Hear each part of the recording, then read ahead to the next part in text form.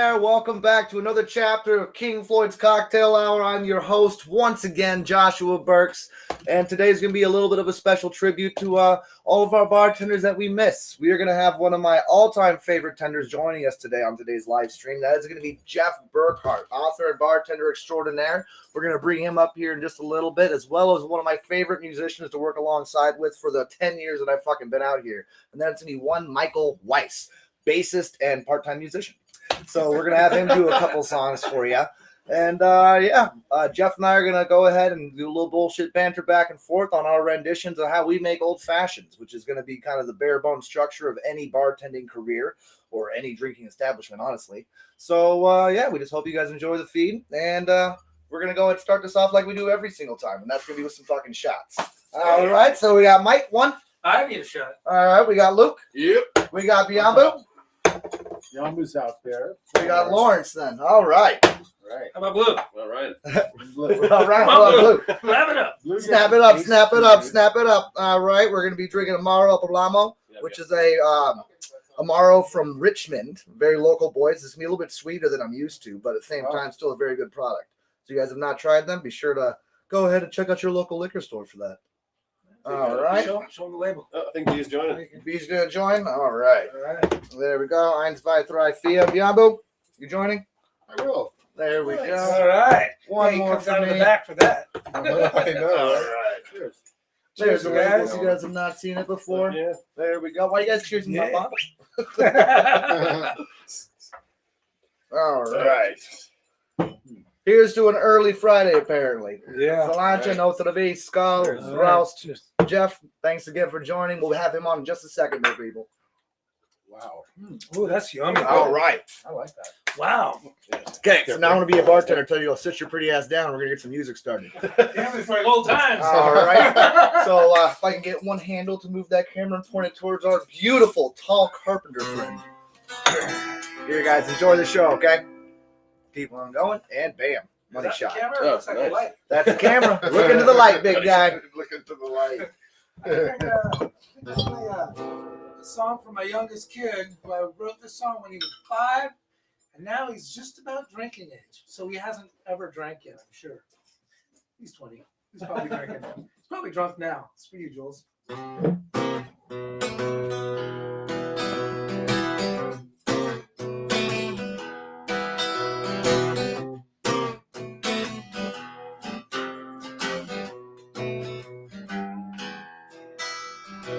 I know you think that you got me, finger in your little skin.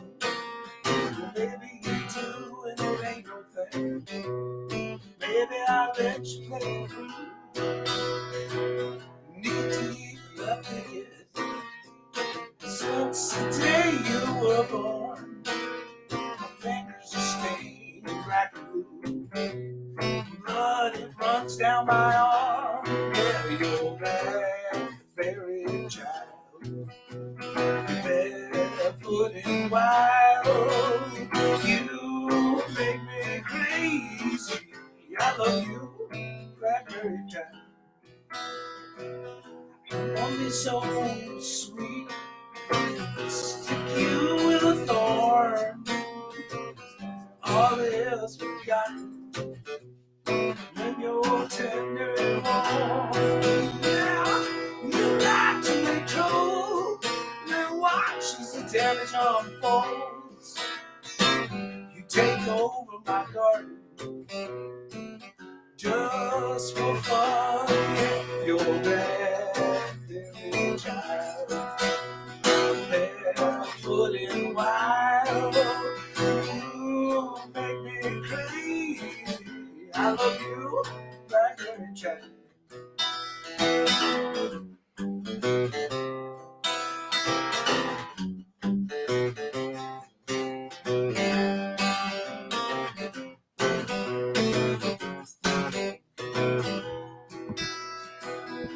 I walk all over you one day just to get to your sweet fruit. You're tough, I know you'll always grow.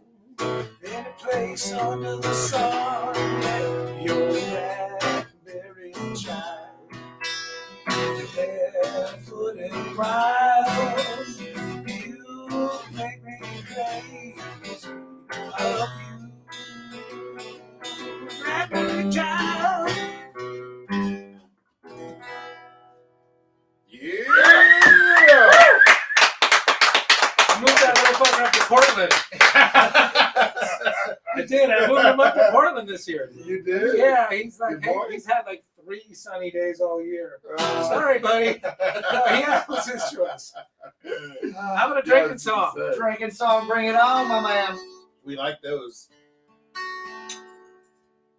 Tonight. Hey, you want to help me sing? Oh, nice. Okay. You I don't take know the the high one? song.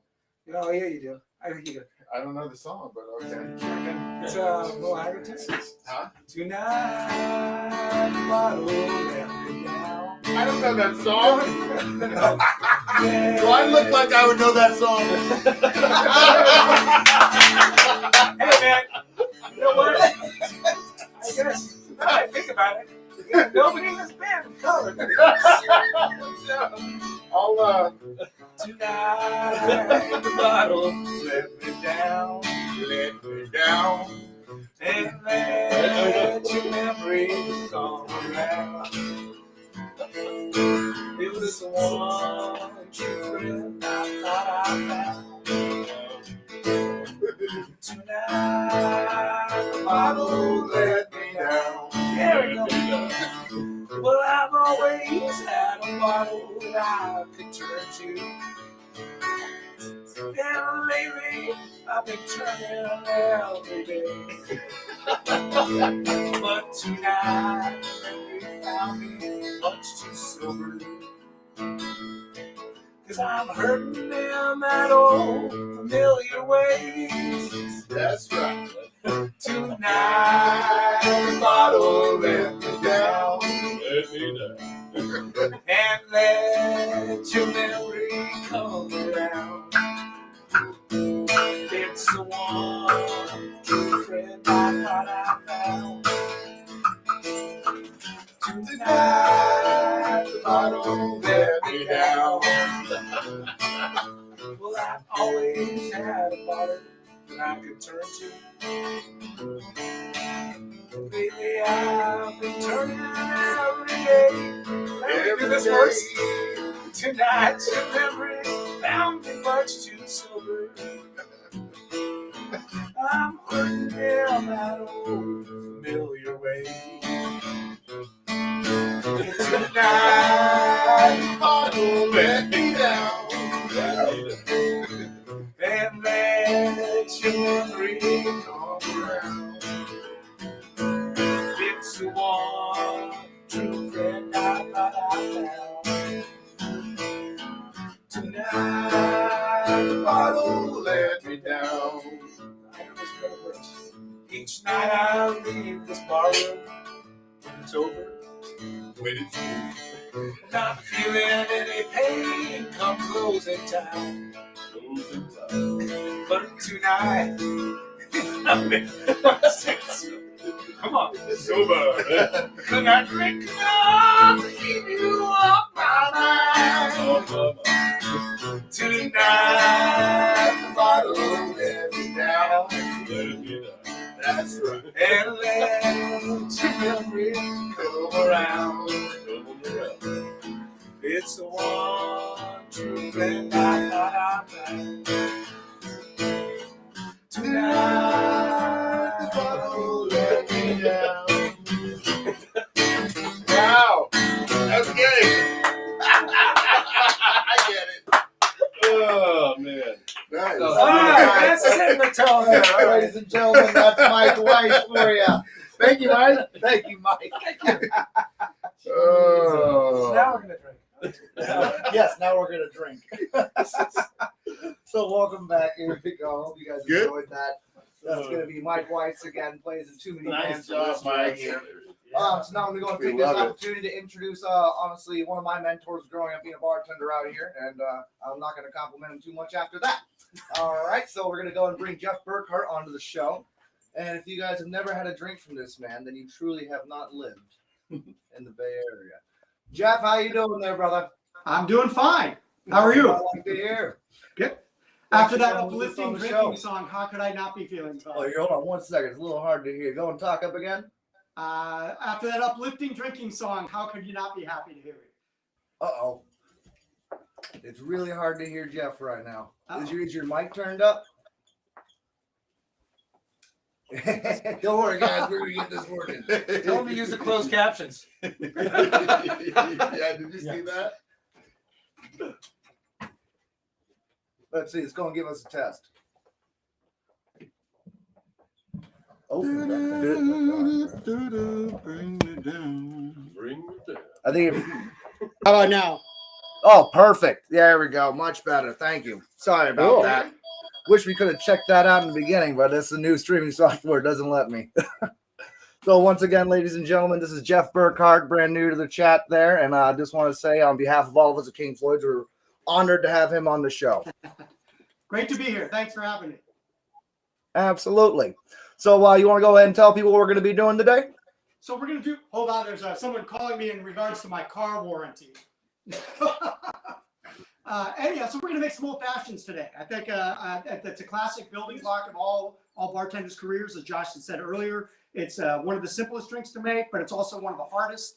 It's also one of the oldest, right? It's either the Sazerac or the old fashioned, depends on how you want to look at it. The original name for the old fashioned, of course, is a bitter sling, which is sling is a type of drink of which the most famous, probably the tequila sunrise, which is funny because they don't call it tequila sling, they call it tequila sunrise. Long story short, it's a simple drink to make. It's very tasty, and it incorporates the raison d'etre for King Floyd's bitters, right? There we go. Yeah, so let's see. So how are we going to do this? Did you want to show me how to make yours first, or do you want me to lead Either it way's off? fine with me. I thought maybe the old fashioned would be the best way to do it. We can preface that a little bit with, I've been bartending for over 30 years now. And for the first 20 to 25 years of my bartending career, an old fashioned was one type of drink, just one, right? It was made the same way, muddled fruit, muddled cherry, sugar cube, bitters, and whiskey. That was it. That's when it, and when someone ordered it, that's all they got. And that's all there was. Now it's a whole different ballgame. Lots of different bitters, lots of different whiskeys, lots of different bartenders, all putting their little spin on everything. So, it's not a matter of better, it's a matter of preference, right? That's always kind of the deal. Yeah, I completely agree with you on that. Yeah. People mistake the idea of best with preference, and they're two different things, right? So you can't be wrong in what you like to taste. So taste whatever you like, but just remember that if you start calling drinks that bear no resemblance to an old fashioned, you're just going to confuse people, and that's kind of where we're at now. So yeah, exactly. I remember when I was just starting off trying to make my own beautiful cocktails. When I was just starting off as a bartender, probably 2-3 years in, I had every cocktail book. I remember when Perry's didn't even have fresh fruit, so I thought I was the shit. Right. And I was trying to come up with a new rendition of the old fashioned that I called the new original, thinking that I was some fucking original, beautiful son of a bitch. And basically, just popular today is just to take out that the sugar cube muddling process and do it like a flavored simple syrup, essentially. right. And I thought I was just the coolest fucking shit until I just started going to actual restaurant bars that made nice drinks. I was like, oh, fuck, everyone else is doing this shit too. Well, as a friend of mine likes to say, the internet's everywhere, right? Exactly. Yeah. Anybody it's now already can been, do it's like this music. It's and already go, been "Hey," done. right? Uh-huh. So it's always that fact check. In the old days, the classic thing my buddy used to always say was, well, that's how we make them here, which can't really argue with, right? But the idea is that now that's true of everything, right? Everything is different, and people are using classic cocktail names to identify their newer cocktails. In some cases, they have nothing to do with the original in the first place, and that's where it gets a little bit confusing, right? Yeah. So, but that original, that still muddled fruit thing is still a fabulous drink. It really is. Oh, absolutely. I'm like, I'll make just probably the same as you. Probably you got like 15 different styles of making one drink off the top of your head, especially the old fashioned. But at the same time, the old fashioned will still always be the old fashioned for that sugar pop from the muddled sugar at the bottom of the glass. Like that original recipe will always be there. It's just how can you build on top of it? Well, and it's important for people to remember that. That's the thing where people, they start running before they can walk and that sort of thing. But you're right. And it's funny that you mentioned the simple syrup idea, because really in all those newer ones, all you're doing is making simple syrup, or actually, excuse me, in the original, all you were doing is making simple syrup on the spot. Yeah, right? just build it in Sugar the and glass. water is You're just the waiting simplest for it to dissolve. Right. And So, a lot of people like, you know, I was just having this conversation with my sister last night, who I'm currently living with for until my house is finished being built. And she loves having a bartender live with her. 'Cause I make simple syrup everything because I have a beautiful garden and everything. And she only has vodka. And she's like, I'm just sitting there making simple syrup for a cocktail for her. And she's like, what are you doing? Like, I don't expect this huge thing. I'm like, it's that easy. Just throw some rosemary in it. Now you got yourself a rosemary grape or a rosemary salty dog greyhound.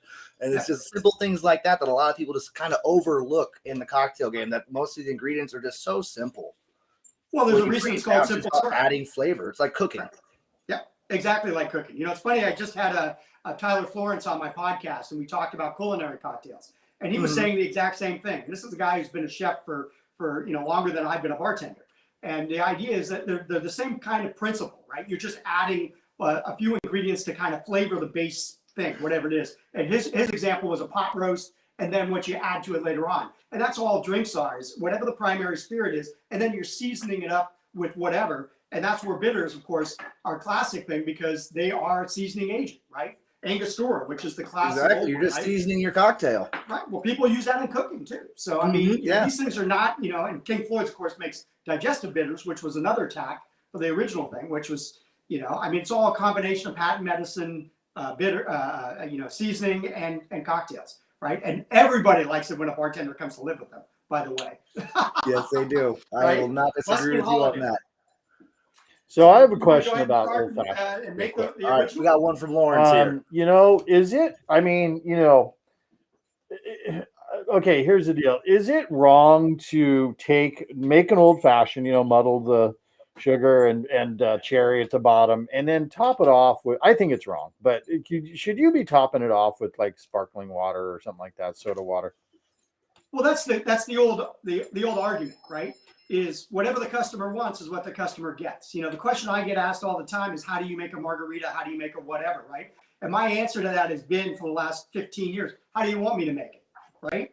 Because I don't want to go round and round about whose thing is better, whose thing is worse. What do you want me to make? I can knock it out. I can make a margarita or an old fashioned 100 different ways. It depends on what you're looking for, right? And that's always that kind of thing. The one thing I will say about the soda water is often people add it at the end, where I actually have found that if you add it at the beginning, once you've muddled the sugar, because sugar doesn't dissolve in alcohol, right? It takes a long time. It dissolves in water. So ergo, that's why simple syrup is pre-dissolved sugar.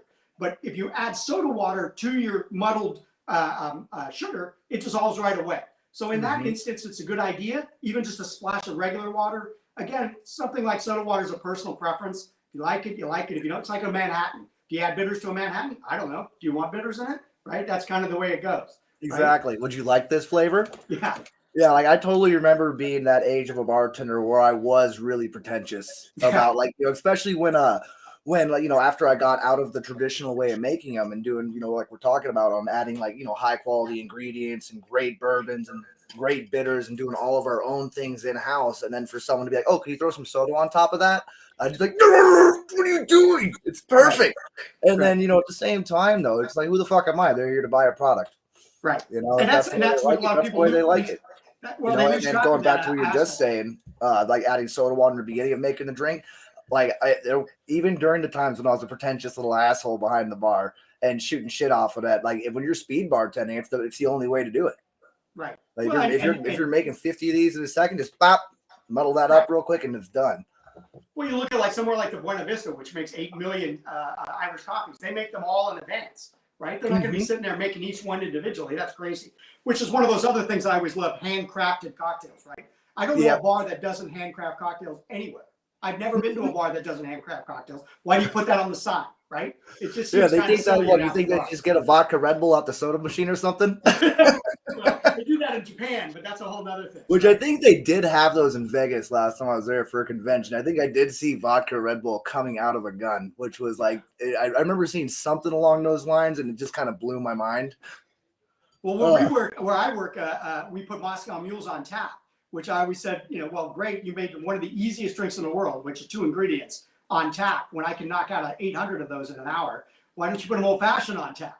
Those things take some time. But I was being facetious, of course. But the idea is, there's canned cocktails now, which I never thought I'd see again. And Yeah, to-go mind cocktails. blown. It's all kinds of crazy stuff. Yeah, there's canned wine, canned champagne. Yeah. It's a crazy time. You know, I remember at the beginning of this year or last year, 2020, where I started seeing people put craft cocktails in the kegs. Yeah. And Yeah, I was well, like, I mean, oh, and again, never thought I'd see that in my day. And when you think something's not going to work and then it takes off, right? Who knows, right? I mean, Exactly. everyone in the cocktail world is trying to find the next new thing, and none of them know what it is, right? And so it just kind of comes along, and it's one of those organic processes where something will come out of left field, and the next thing you know, you're making Moscow Mules 50 years after they were invented. I know. Right? That's the funniest thing ever. I love when people like thought that was a new drink. Yeah. And then every single supplier and vendor was trying to give us free copper mugs. Yeah. What's old is new again, and what's new is old Uh-huh. again, right? That's just the way it works. That's So why it's I'm a interesting, firm you know, believer you that the showed that 19... Amaro at the beginning, right? What was that one more time? The Amaro you guys drank? Uh-huh. And that's, you said that's from Richmond? Yeah. Yeah, well, a lot of people don't understand that bitters and Amaros are the same thing. Exactly. Same thing. Right? And it's just a different licensing dynamic and a different marketing dynamic. But they're Uh-huh. the basic Like, same. Yeah, I mean, how many of profile. us haven't been at the 2 a.m. club taking shots of bitters at 5 a.m., right? 5 a.m. Wait a minute. Let me do the math there. Right? Something's not Yeah, right. right? Yeah. All right, so without further ado, you want to walk us through make your old fashioned for the people paying attention at home? You want me to make mine first? Yeah, go ahead. Sure. Okay. So we'll go Yeah, ahead. I'm gonna make Get a your mixing group of them glass. for everyone here at the shop. All right. So your regular mixing glass, right? You can use whatever you want. I like to use beakers just for these. Fill it with ice. And again, like Joshua was saying, all I'm going to do here is essentially make a bitters simple syrup.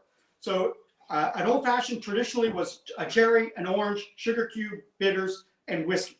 So what we're going to do is I'm not going to use any fruit in this except for a garnish. And what I'm going to do is I'm going to use the flavoring of the bitters to give it that fruit flavor. So I'm going to use a couple of dashes of the aromatic King Floyds and a couple of dashes of the orange. Then I'm going to add about a 1/4 ounce, maybe a 1/2 ounce of simple syrup. Now I'm going to add 2 ounces of whiskey. And then I'm going to stir it.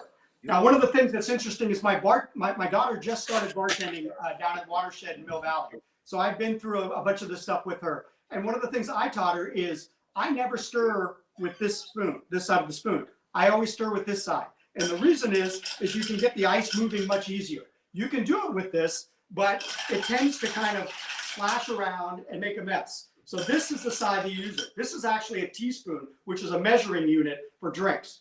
So you let it set for a second, chill.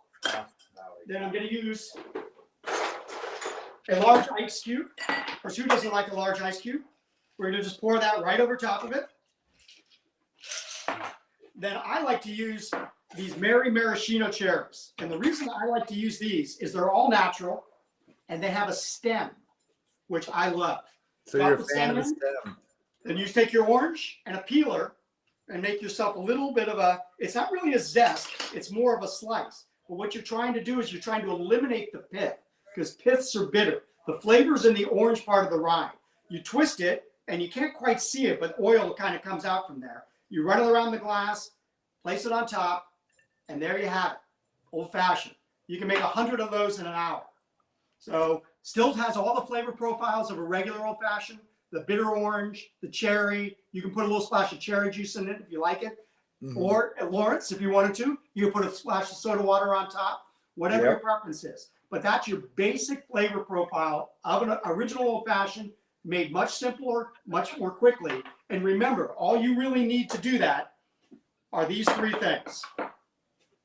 Yep, bare bones, man. Bare bones and simple, right? Yeah. So that's simple is the way to go, right? As Bobby Lozoff, the inventor of that Tequila Sunrise thing, said, when you're knocking out drinks, quick and easy is the name of the game, right? Yeah, that's definitely the speed way to make it. You want to hear a horror story on the bare bones old fashioned?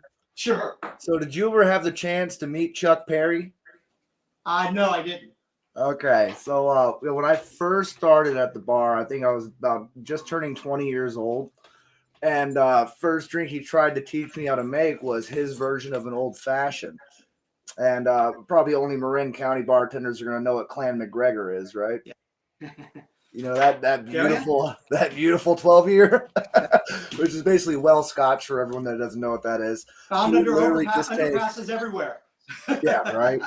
Yeah, so you take 2 ounces Clan McGregor, 1 dash of Angostura bitters, and then a half ounce of maraschino cherry juice, but not good maraschino cherry juice. Right. Like those bright red toxic things Right.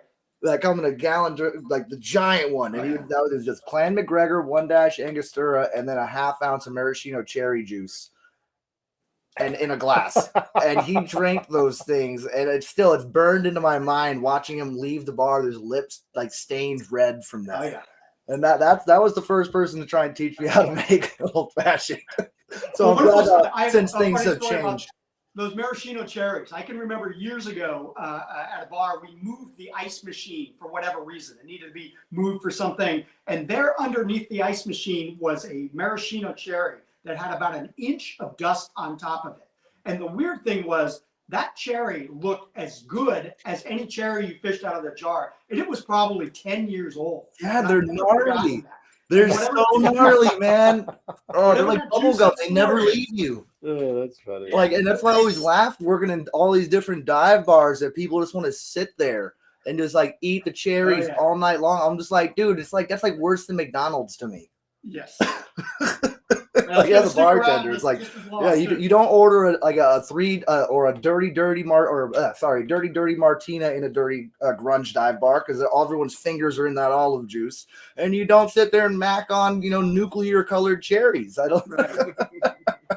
All right. Because especially, So, I mean, it's just oh like my getting God. sushi at the restaurant that's going out of business, right? Anything where the tolerances are much higher or tighter, you don't want to be experimenting with stuff. Those maraschino cherries that sit in that tray, don't just sit in that tray that one night. No. They go back in the jar. They get back in the reused tray, back in every the jar, night. Back in the tray. Yeah, like I remember like Chuck, my first boss, yelling at me, screaming at me. 'Cause I would throw bins of cherries and olives away just because it was back in the day where every penny counted.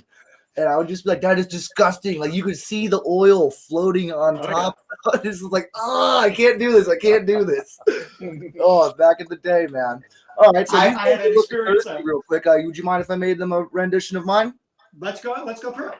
All right, so I'm just gonna do basically a very similar thing that we were talking about earlier, which is the way I was not taught by Chuck, but the original way of just muddling the sugar cube with 2 style bitters on it, like Jeff does. I do know that a couple people here do have a little bit of a sweet tooth though, so rather than use the orange and the aromatic, which is a beautiful combination, I use that for every go-to drink, like Jeff had mentioned. I'm gonna be using the orange and the cherry cacao together because it just blends nicely. There's a little bit of a chocolate tang at the very end of it. Okay, so we're doing 4 of these right now. Sure. All right, guys, we'll do 4 at a time. There we go. Jared's here too. Well, Jared needs to go get me a glass. All right, so starting off, got your 4 glasses right there. We're gonna drop a sugar cube in each single one of these. He was one step ahead. Jared, you want one? Give me your glass. Come on. Fucking see, Jeff, you don't have to deal with this shit right here. Yeah, bartender. At least I get to tell them to go get me glass for like a bar back or something. All right. No, we love Okay, so Jared. we got our sugar cubes in the bottom of the glass. We're gonna take our orange bitters, put 2 dashes on each sugar cube. Put that. Okay, and we're gonna rinse and repeat with the cherry cacao bitters. 1, 2, 1, 2, 1, 2, 1, 2, 1, 2. Now, traditionally, like we were talking about earlier, everyone has like an orange rind that they throw in there with the pulp and everything. When I'm using better ingredients, I don't like all the fruit in there. I like the hint of the orange to shine through between the bitters and the orange rind that Jeff was using. So rather than do that, I'm just going to go ahead and grab one of my favorite cherries on the market, Luxardo. They're not paying us yet, but they will one day. All right, then I drop that right on top there. I'm going to muddle all that together. Try to keep a lot of the syrup in the jar on these because they are very sweet. All right. Uh-oh, I'm running out. I'm going to get it one of these days. There we go. Oh, let me start out. Yeah. No, it's all good. I'm just joking. I definitely have enough. Just getting hard to harpoon. All right. There we go with that. Did you say barpoon? Barpoon. Okay, give that a quick little muddle in there. See, I know as far as my old fashions go, I do like I love using the maple syrup and the flavored techniques, but I will always have a romantic relationship with muddling sugar on the bottom of glasses. Strictly because if you and by the way, don't muddle it too much or it'll turn it into that paste. And that's strictly because when you get to the end of the glass, you get this really nice little sugar pop. And I'm always gonna love that. This was the first real drink I learned how to make from my grandpa. And so I'll always gonna be fascinated with doing this. I never got when I'm sure Jeff knows as well how every bartender hates making mojito or muddling anything to that degree. I've always just loved doing it. As long as I can set it up like this, 5 in a row, I have no problem. If you fucking make me do one of these each time, I'm gonna be pissed. Okay, so now you got your cherry cacao, you got your orange bitters, you got your cherry and your sugar cube all muddled together. And then we're gonna do a solid 2 across each cocktail.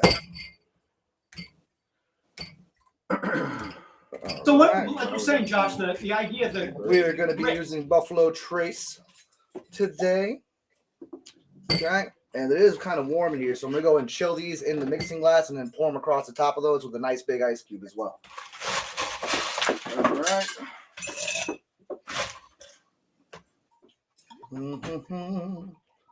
That is 1,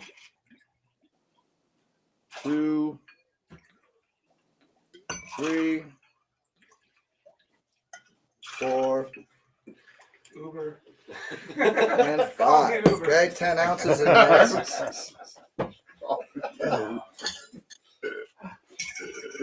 Okay, just a couple rinses over there, and then Bianca, if you wouldn't mind breaking out some of those guys for me.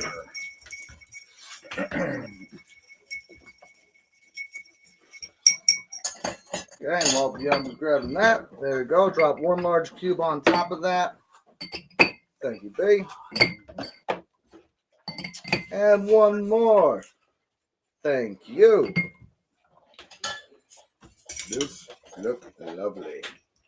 Okay, and I do understand that not a lot of you guys know what a 2-ounce pour looks like, so I do apologize if this is your first time doing that.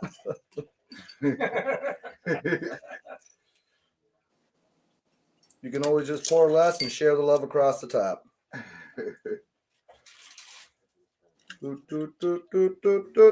All right.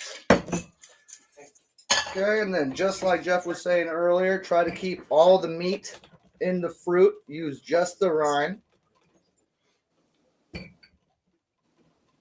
Okay, trying to keep all the pulp and the white as close to the actual fruit as you can, because like you were saying, that's where the bitter stuff is. 3, 4, and 5. And let's see if I can stick it like old times every time. All right. Okay, spray it from up top. Get those oils in there. Twist. Go and dance around the glass and drop. Same thing. Rinse and repeat. That looks good. That's because it is good. That looks a lot better than last week. Mike is so excited to be back in a bar right now. He's just like, oh my God. All right, guys, there we go. Yeah, I don't know, man. If you can't do it, no one can. And that is going to be my rendition of an old fashioned. It's just nice and quick. did you Cheers. And then I'll, sorry there, Jeff. And then, So yeah, that's it's real right. hard to hear Jeff real quick. So let's do if we just keep the chat quiet for a sec. What was that, So you Jeff? guys are making a cherry bitters alone too, right? Oh, we don't have the single source cherry bitters. We have the cherry cacao, and then we got a single chocolate now, and then we got a single wild plum. Okay. So Yeah, because that any one of those would I'm work really fine, stoked for, right? and it's already sold out, which is awesome. We gotta wait till next season to get those things back in here. Well, again, those are all classic, classic flavor profiles in an old fashioned. The other thing is, if you think of like the Sazerac too, right? A Sazerac is pretty much just an old fashioned with a absinthe rinse. With the absinthe Same rinse, yeah. sort of thing, rye whiskey versus whatever whiskey. I mean, old fashions were probably bourbon, probably rye. Who knew at the beginning, because they didn't even know what those were back then, right? We think of those whiskeys now as very definitive classes, but in the old days, I mean, it was a wild, wild west, literally, right? They were making whatever they had and using whatever they had, right? Correct. So things have come a long way since then.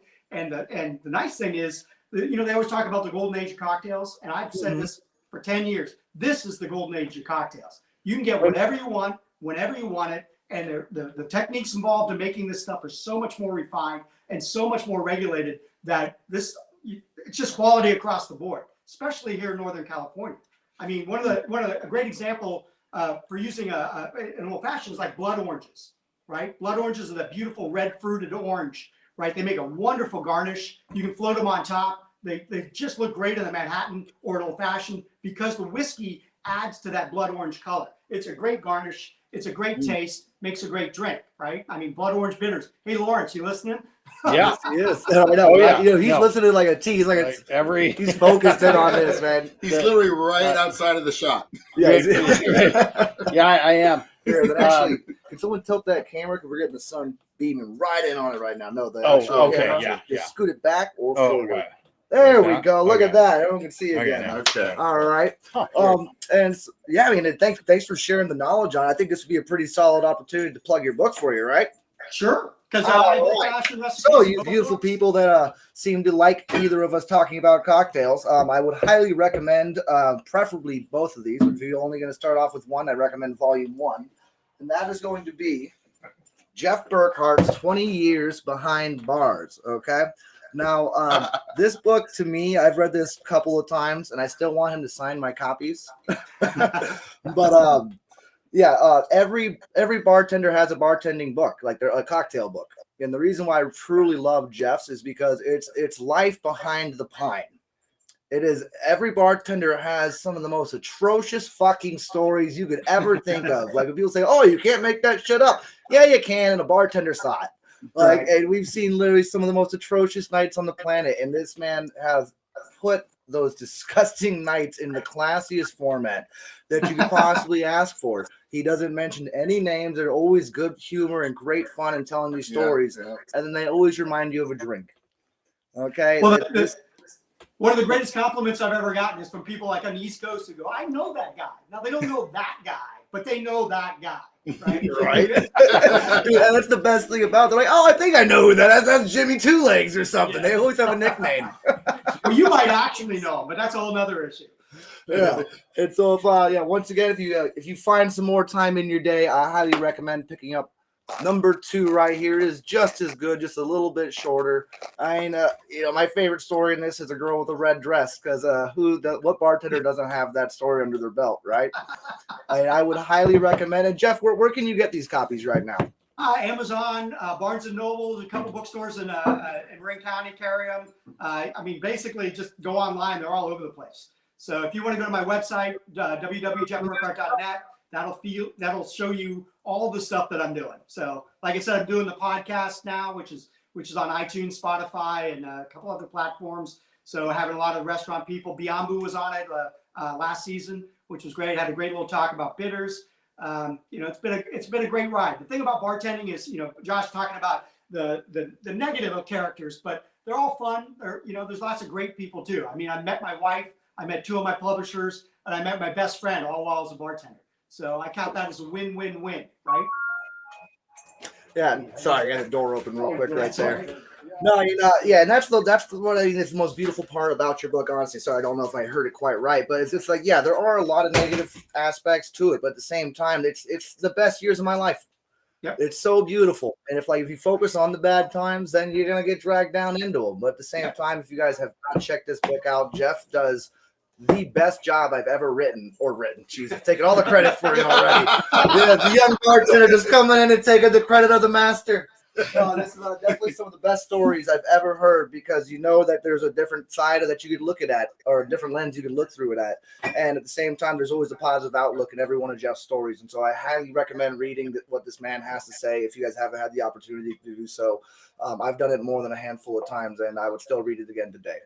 I would say also, just adding that in addition to being a fantastic, extraordinary bartender, that Jeff is also a very talented writer, just a good writer. Somebody who knows how to capture moments and visually kind of take you there. Mm-hmm. So I just wanted to put that in, because I'm reading the book too.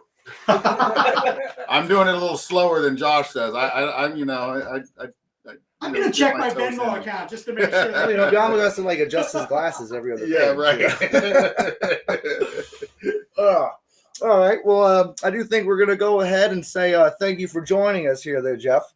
Okay. Before we get to sign off, though, could I take one shot with you? Sure. Yes! I've been waiting for this for so fucking long. Oh, I'm so happy right now. Yes. I love it. I'm going to do some tequila. All right. So, sorry, guys. I'm probably going to blush right here. While he's grabbing his glasses, I'll tell you this story. Jeff and I have ran into each other more than a couple of times, but always at his place of work. And apparently the man that trained me how to bartend had ran into Jeff as well. They've been bartending the same circuit for a long time. And it took me a long time to realize that Michael Meriton, yes, I will say your name, Mike, the man that trained me, always sent me to go and hang out or just to meet Jeff and say, oh, yeah, tell him Mike sent you. And so for years, I would go in and see Jeff over at his place attending, and I'm like, yeah, Mike, Meriton told me to come say hi to you. He says hi. And then Jeff would look at me and be like, I don't know who Mike Meriton is. And I'm like, well, he says you guys know each other. And it made sense to me because they've both been great bartenders for such a long time. Like, they had to have ran into each other. But no, Mike Meriton just been around forever, and so he knew of Jeff, and he would just send me in there just to make me look like a fucking fool. Being like, yeah, it's a pleasure to meet you, Jeff. I got your book. I want to drink for you. And then, yeah, every fucking time. It took like probably 8 years until Mike finally told me that, no, I've never even met him. Well, so, Mike Meriton, my hat's off to you on getting that joke to finally come to fruition. Is Michael managed a bar that I later owned. Oh, which one was that? Managed TKO's over in the TKO. TKO. And yeah, I that was the just line, before I which came was out the same here. location. So Yeah. it's funny because I have met him like once many years ago. But I told him, I used to get his mail for like 5 years after we opened the bar. I said, you might want to start paying those guys, right? Because I'm not paying it. All right, here, Jeff, here's to you, my friend. Cheers. Good cocktails, good times, and great stories. Once again, if you guys haven't checked out the book, do it again. I'm going to shamelessly promote this for this man. Thanks for that. And thanks for making a dream of mine come true, having a shot with Jeff Burkhart, because he's never going to go and take a shot while he's working. Yeah, and it's all captured on video. Exactly. They want the video signed. All right, guys, so say goodbye to Jeff, and thank you again for coming to our show. Thanks for the education. Awesome. We're going to go and spin the camera around, have a couple more sets from Mike, and then I'm going to make myself a drink, and then we're going to open up the floor for conversation, okay? Woo-hoo. Thanks, right, Jeff. Good to see you, buddy. Take care, my friend. That was good. Yeah. We want music? Is that music? No, we just want you we want you talking about drinks. All right.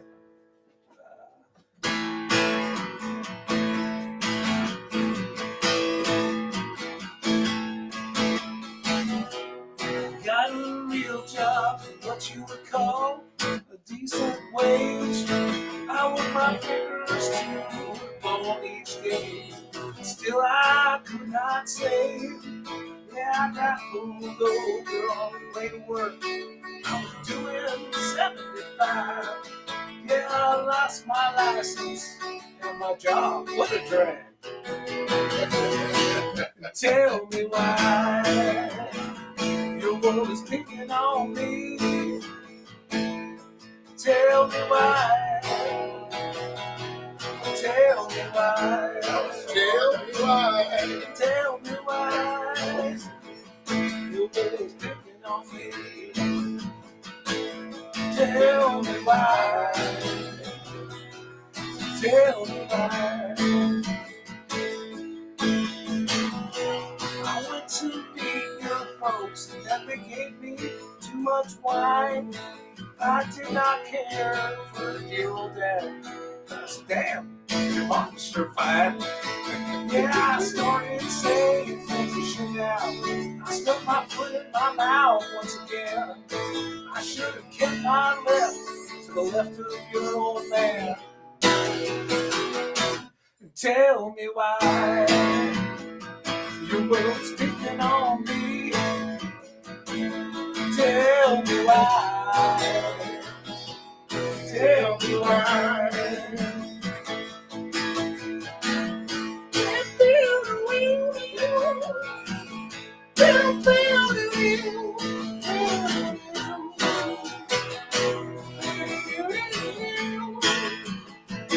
that one? Sure. Yes.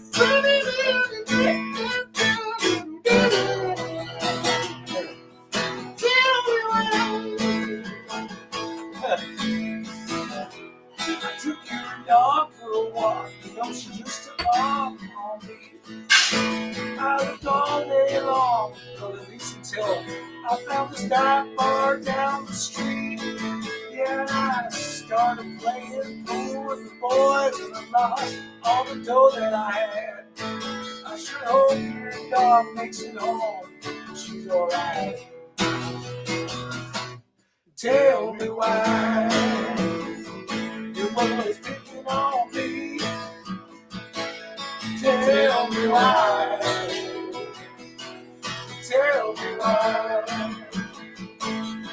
Tell me why the world's picking on me. Tell me why. Tell me why. Tell me why. Tell me why. Tell me why. Tell me why. Yeah, tell me why.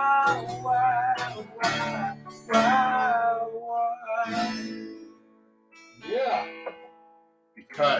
Just because, Mike. You know what? Because It I doesn't said even so. really matter why, actually. The truth of the matter is you know, because it fucking just does Don't that. ask, why ask why? It's not even your world. It's basically probably my world that's picking on me, too. So this is the magic part where I put on a capo and go, oh, I don't have enough battery in my tuner to actually tune up. That's close enough. All right. So I did write a song during the pandemic. I wrote a couple songs during this strange little pandemic, and this one is actually Nobody Dies. Most of my songs, there's usually a casualty or two. It's true. I don't know. Maybe if I get to enough songs, I'll do it one more. I might do it. But this song, actually, it's kind of a sweet little love song that I want to put out to my wife, who is Aww. turning 25 again. Wow. Really soon. And Are you gonna get her like one of the spandex birthday suits? No, she has. Oh, she has it. I got We that actually, last year. so I told the story. I'm sorry, Nicole, but we went to Manhattan years back, and there was this bar where the girls they were covered from their neck all the way to their ankles with one thin little piece of like spandex. right? But it was like the thinnest. I think it was cotton, actually, to tell you the truth. You could see I thought like it was felt. everything. And I never drank so much in my life. It was a really fun time. I love it.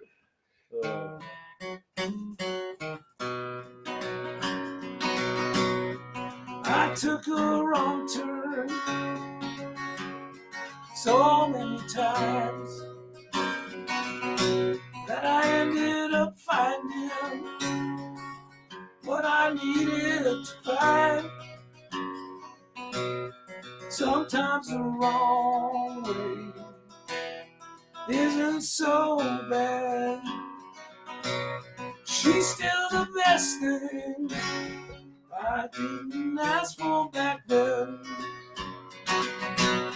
Just one more wrong turn, I've been on my way. Leaving that one night, oh, it turned into day. More than in the light, we see what we see. Her arm is so sticky, she got to see the real me.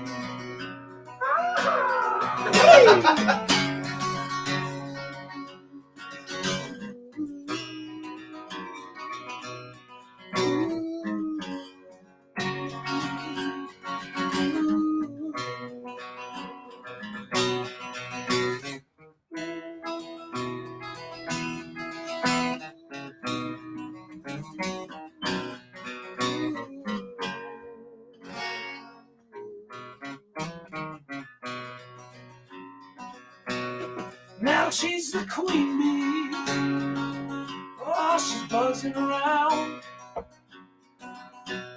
That makes me looking. Oh, the honey I found. No, I feel her sting. She feels my bite. We're still together ever since that fateful night. So if you're not scared off the night hits the ground, then you ended up finding what needs to be found. Sometimes the wrong way turns out just right. It's still together ever since that fateful night. Stuck in her honey. Yeah, right where I want to be now. That was for you, Nicole. Wow. Hey, dude. Making me fall in love with you over here. Ah! Wow, sorry, honey. Between the cocktail and the song. Jesus. Nobody died in that song. Yeah, not yet. All right, there, guys. Welcome back. Another beautiful song. Let's see if Bianca can get this camera right. Boop, boop, boop. Another Better. beautiful song by Mike Weiss. You never know, might be a Monday or a Saturday. He plays both nights with me. Yeah. Actually, All right. Some Tuesdays? Oh, we did Monday through Sunday, bro. There's 10 years of playing music together. Yeah, there's no night we haven't done. All right, and then we're gonna go and bring Jeff back on the chat and open everything up for some questionnaires while I finally make myself a drink. Welcome back there, Jeff. Thank you. All right, let me fix this mic too. Boom, there we So go. Good. What I had to step out. You guys might have asked this question or answered the question already. But when you say ancient, we're talking like 1850, right? Basically, or 60 or something like that. Or As far as the old fashioned goes, or any Earlier. cocktail, really? earlier, early 1800s. So Sazerac and a bit of slang date back to, I think, 1809, if I'm not mistaken, but I could be wrong on that date, but early 1800s, pre-1850. Oh, I see. Interesting. So by 1850, you remember that was patent medicine and all that stuff had already come in quite heavily. But you also have to realize that that's just the first time someone wrote that down, right? That's always the classic cocktail thing, is if the person who takes credit for it is usually 10 years after the actual drink, right? And then people try and retroactively try and move dates back to try and make that work. So some of these drinks, their first recognized print mention is the early 1800s. Okay. Yeah, I mean, I thought the earliest cocktail known was like 1820 something. So 1809, you're saying? Well, like I said, by the time it had been put in print, Mm-hmm. right, it might have been 1819, 1820, but it was already popular enough to be that. Plus, all the ingredients had to have been invented, marketed, and distributed up to that point, right? Correct. Yeah. It stands to reason that they didn't just all of a sudden come up with it and start making the ingredients to make it. Those ingredients must have been around for a while. And the Sazerac's a perfect example, because the Sazerac is named after the original ingredient, which was cognac. And that cognac was discontinued, I think, in the 1870s. So that will give you an idea of what the heck happened there, right? So, you know, it's kind of a crazy sort of thing to go retroactive cocktails, right? That's what I was getting at earlier with the golden age of cocktails, is stuff is much better now than it was then, right? The procedures for making stuff, it's like absinthe's a great example. The absinthe that was made in the early 1900s made people go crazy. That's not a good thing, right? The stuff that they make now doesn't do that, right? Correct.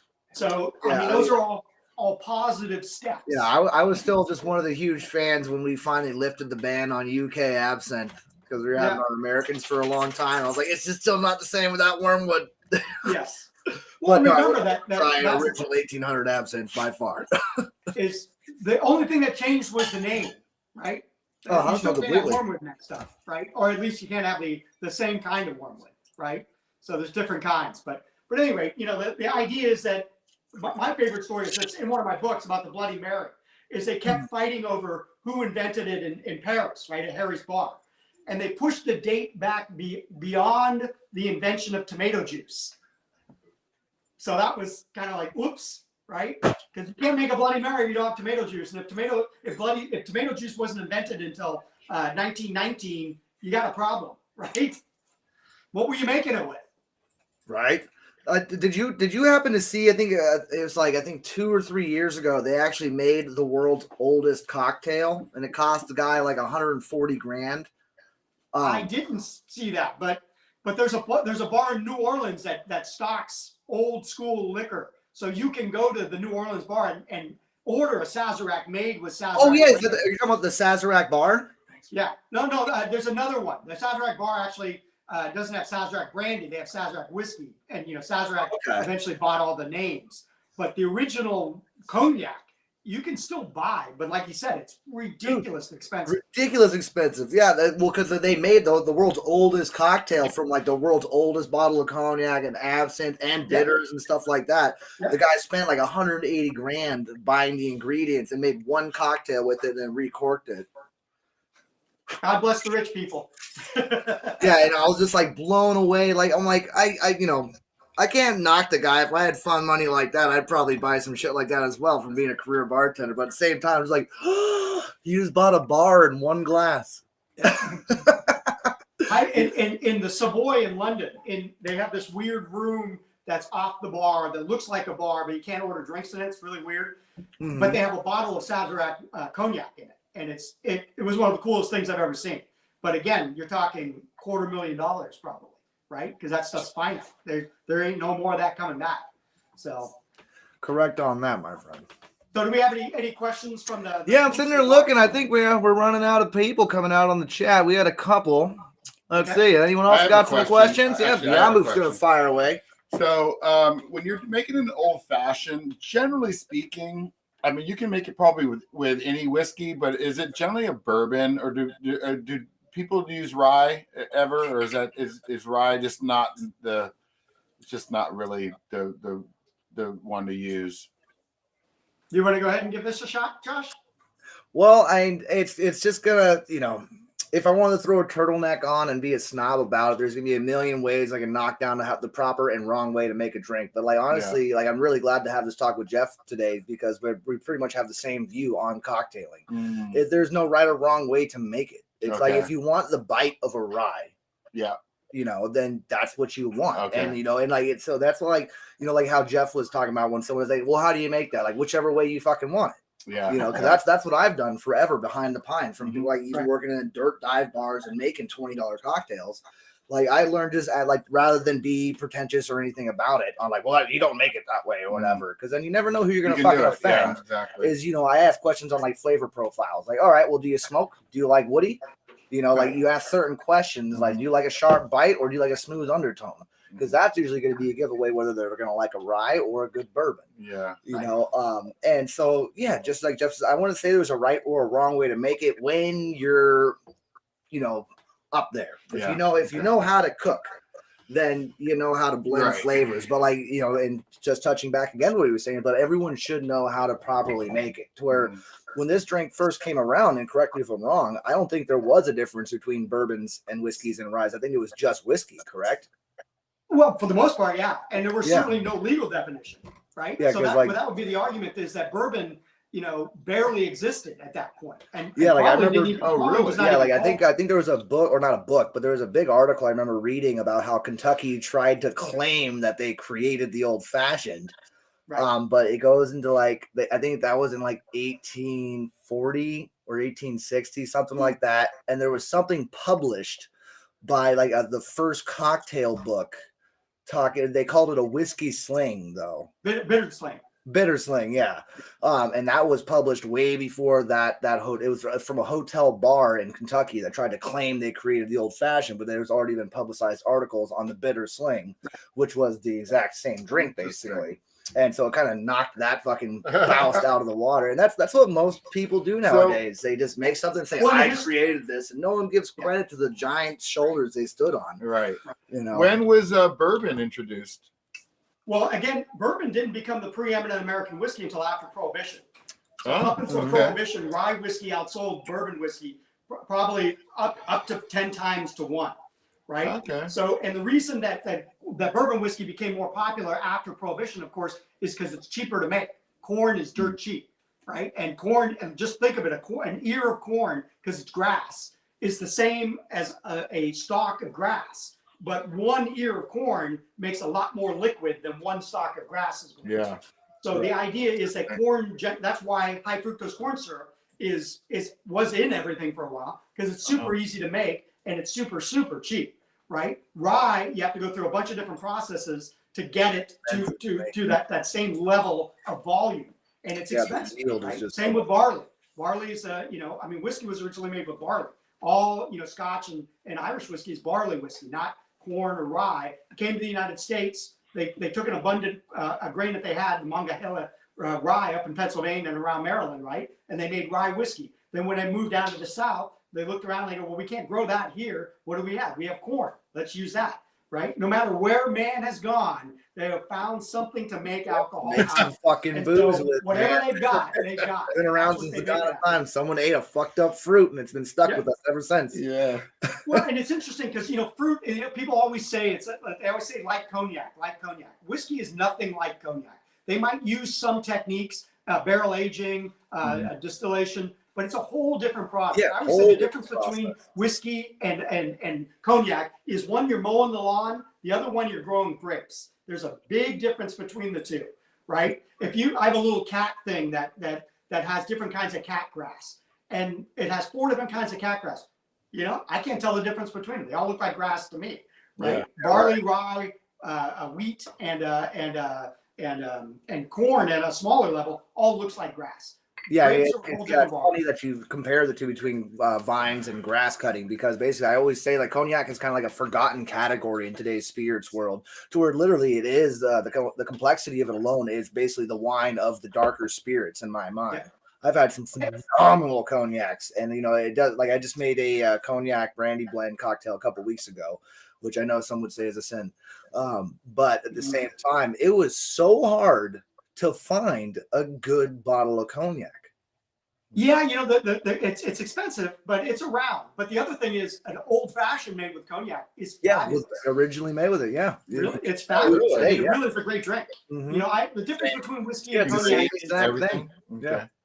Whiskey, they always say acquired taste. Well, cognac's not an acquired taste. It tastes good right out of the gate. Yeah, it's right out of the bottle. You're good. Yeah, I'm not a big rye guy, but I know that some people love rye. Well, and that goes back to your original question. It's just flavor profile. Yeah. Well, there's an interesting argument going on right now where people are denigrating Japanese whiskey, right? And one of the reasons they're denigrating it is because they say there was no legal identifier for Japanese whiskey. Right, and that they didn't even have to make the whiskey in Japan, and they're making this big deal out of it, like that's a big deal. Well, a lot of American whiskey is not made in the United States. Whistle Pig's a classic example. It's made in Canada, right? So, people they want to believe what they want to believe, and sometimes, and whatever the newest, coolest, hottest thing is what everyone's on board with. My personal preference is I love blended whiskey. Japanese whiskey, blended whiskey, Scotch whiskey, all of those are great. If you're drinking them neat, they don't have quite the rough edges that you might look for. But when you're making cocktails, sometimes you don't want that, right? And try blended whiskey Manhattan. It's freaking delicious. It right? can be. It really is. It's much smoother. Clan McGregor. Yeah, well. Yeah. Yes. But yeah, honestly, the Japanese game in general, from whiskeys to single malts, has just blown me away. And I've actually really enjoyed learning how to make cocktails with it, because it's such a distinctual flavor. For the categories that they're producing, is such a distinctual flavor that you just want to build around it. You don't want to bury it at all. Yeah. And if you don't like the product to begin with, I'm not going to try and make you like it. I'm going to try and build flavors around their distinctive flavor. And they just literally, I laughed at that when I first heard about it. Yep. I totally was like, what? And I remember the first time I went to Japan, I could not believe how many different Japanese whiskeys there were. I thought there were probably, I don't know what I thought there was going to be. But I have a great picture of my friend and I at a liquor store where there's 1,000 different brands in front I of get you. a lot too. I thought it was like just Hibiki. Like, No. no, that well goes so deep. And they're just killing it. They won what they win like 4 or 5 years in a row now. Yeah. Best Scotch, and they won like 3 years in a row best whiskey.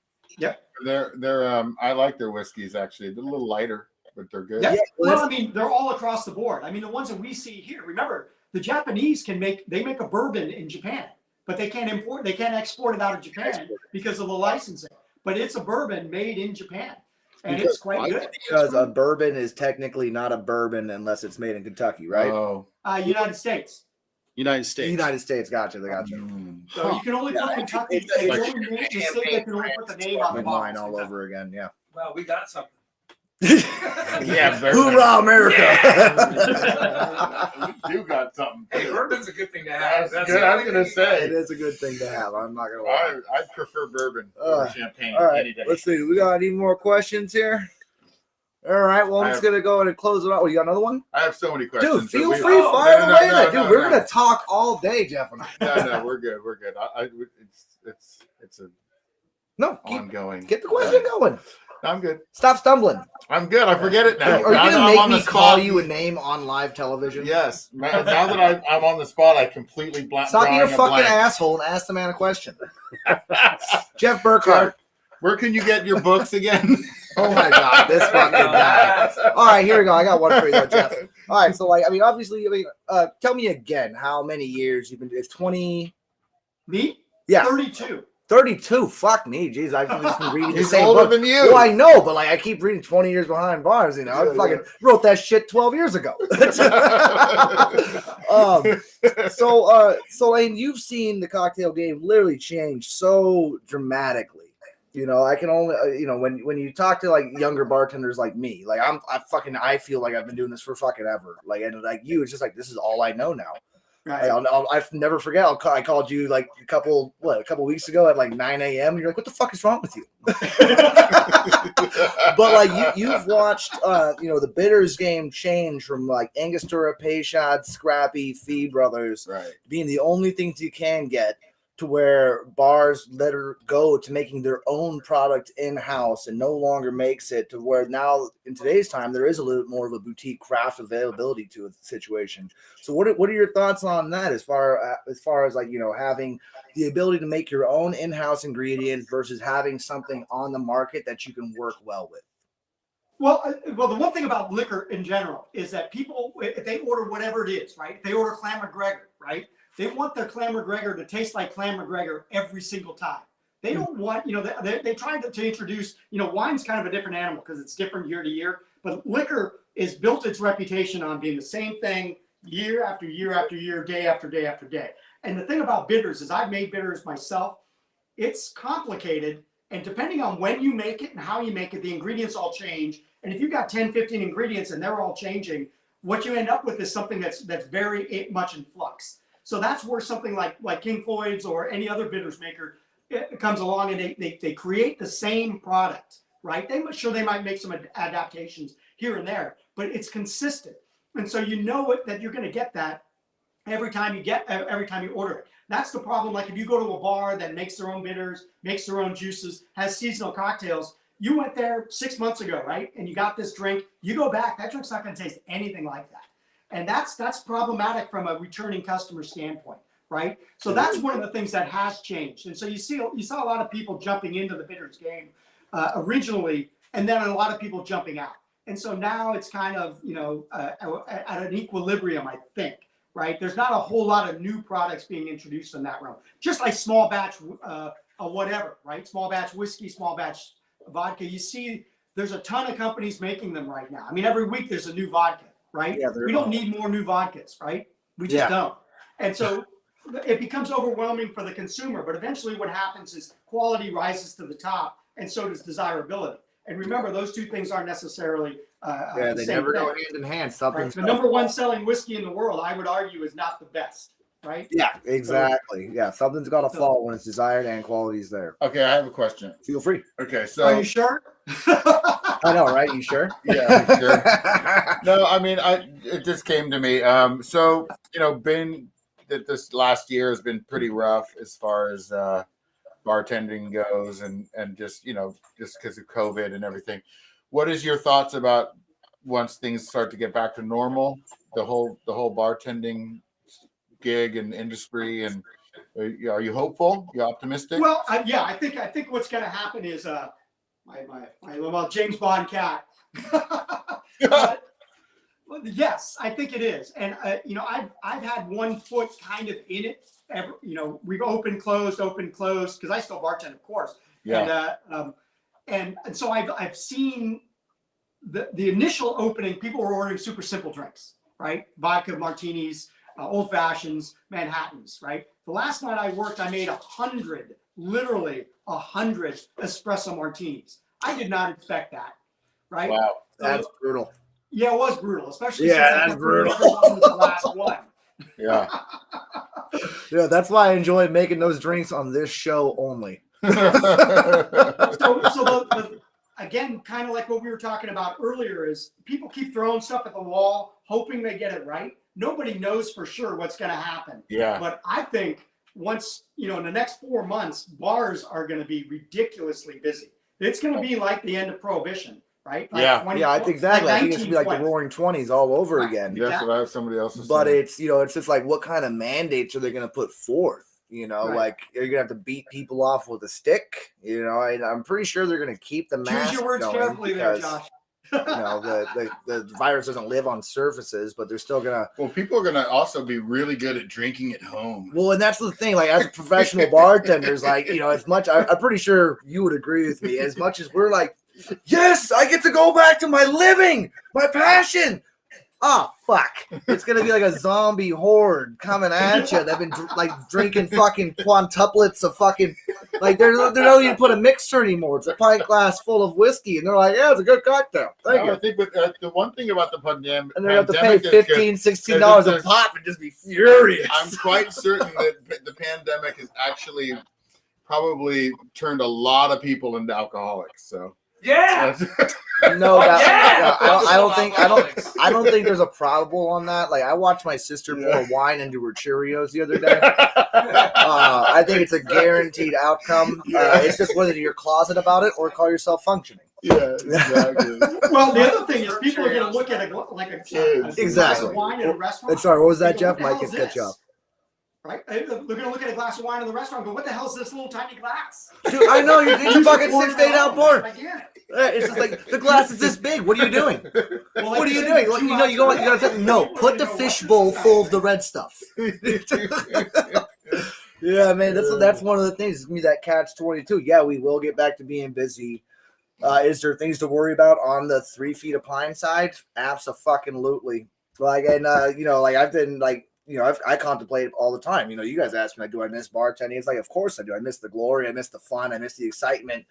But at the same time, I'm getting old, man. I want to kind of sit back, and I want to bar with like 10 people. Right. Like, that's it. Just 10 people. I don't have to call anyone a cunt anymore. I don't have to pick up vomit. Wait, no what? rock and Is that roll on nights. video? We got that on video. Yeah, no, man, I'm still gonna do it. I'm just saying I don't want to have to do it. I don't want to break up fights anymore. 300 plus capacity venues and thousands of people. Right. I'm not really looking forward to that monster. It's like every day is gonna be St. Patty's Day. Yeah, Every day. It's just like, and that's an amateur hour for sure. Like any festival, it's just like, it's like, oh, what? Who's placing bets on when the guy tries to piss in the ice machine?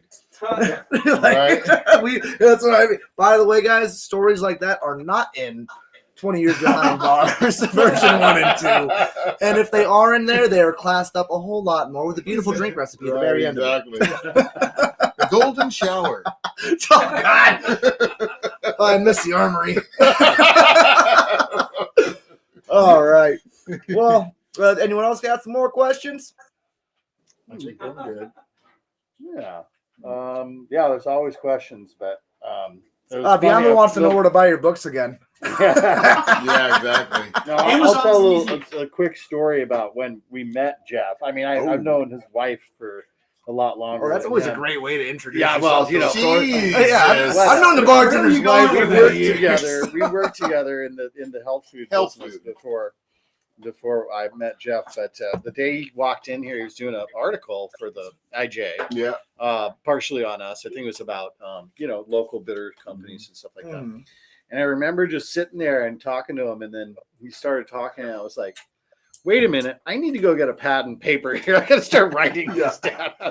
It was like the tables really turned. I was 2 like, hours geez, of just just great most- advice and Jeff's all a very kinds of knowledgeable information man. He and really is. stuff. It was we really didn't know kinda a funny. historian of cocktails was going to walk in. I had a funny thing. One of my first nights back, a guy started talking to me about whiskey, right?